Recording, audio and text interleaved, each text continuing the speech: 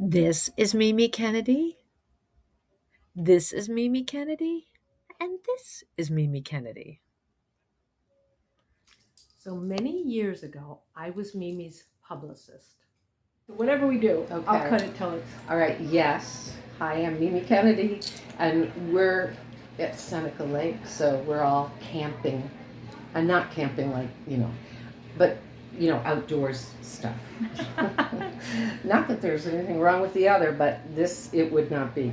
I am the reason Colleen became a Kennedy. I introduced her to my cousin Doug. And that was how many years ago?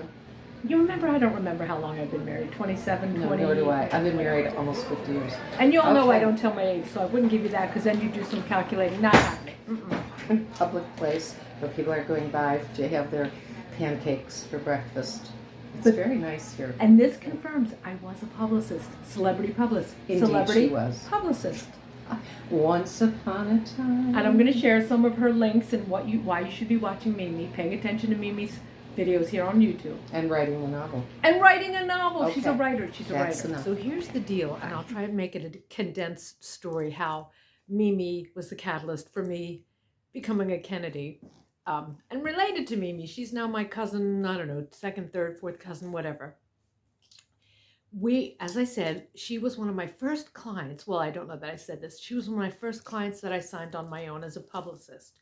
She helped me earn my stripes as a publicist because we worked so well together. Anyway, we were working, one of her goals was working on an Emmy campaign, which is something actors and actresses do. And at that time, I believe the TV show was Homefront, which I loved, a show based on the 1940s Homefront. I'll insert a picture of what Mimi looked like in that role. Anyway, so she had a cousin, Douglas Kennedy, who lived in San Diego and had a pre-press business who we had to send stuff to prepare for ads we were doing for this Emmy campaign. Pre-press business, that was pre-computers and programs on computers, because yes, I'm old enough to have been around when the dinosaurs roamed, it seemed. Anyway, so I pulled the information together that we needed. And more than once, Mimi had suggested, you should meet my cousin Douglas. You should meet my cousin Douglas Kennedy. My cousin Douglas owns a business in San Diego. I'm like, ha ha ha, San Diego, LA, that's not going to work. No, I wait till we're 3,000 miles apart for it to work. Anyway, so I pulled the material together to send to Douglas. And part of that was I had Mimi on a Canadian talk show called The Deanie Petty Show.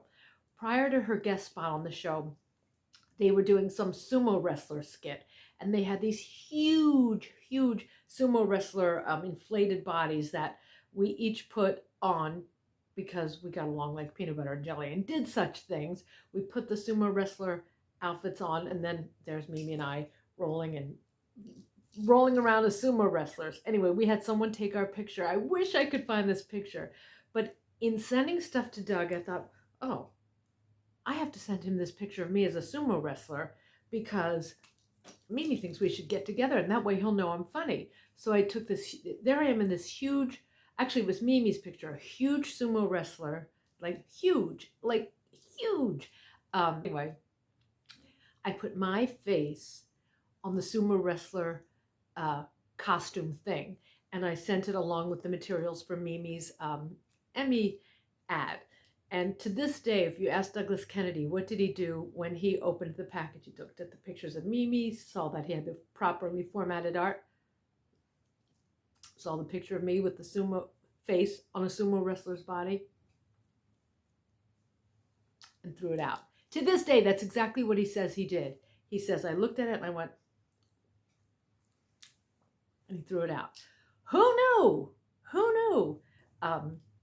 We were going to end up together. I think I had a thought when we first met, but the first thought is that I was trying to impress upon him, I'm funny, but he just thought I'm a goofball. We did meet. I did go down to San Diego, but I didn't think of it as a date. I just thought of meeting Doug, just meeting Mimi's cousin. But who knew that would be the catalyst that would change everything? And anytime I see Mimi at a family reunion, I say, we're related. And you're, as a result of you being the catalyst for introducing me to Douglas, my two daughters, my children from China, that we adopted from China are here. You have changed lives. she wrote, the whole scenario reminds me of the Jimmy Stewart movie, It's a Wonderful Life. You never know what big or subtle difference one person is going to make. You never know the difference one person can make in another person's life. To me, it's just keep an open heart, an open mind, and you just don't know where it's going to lead. So Mimi went from being my client, I went from being her publicist, and now we're cousins. And I adore her just as much as I did when she was when she was my client, as my cousin now. Anyway, that's my story. And one more funny thing, I don't fall for Doug, who she tried to fix me up with when he lived in San Diego and I lived in LA. No, I wait till I moved back east to New York. That's when we kind of fell for each other. Although I think he says he fell for me first, which is so nice to hear. What a flattering thing to hear. Anyway, that's my story. That's how I became a Kennedy. So keep your eyes, ears, and heart open. Love, peace, and chicken grease. And I hope you'll come back. And I hope you'll subscribe. If you do, I'll be your best friend. Thanks for watching.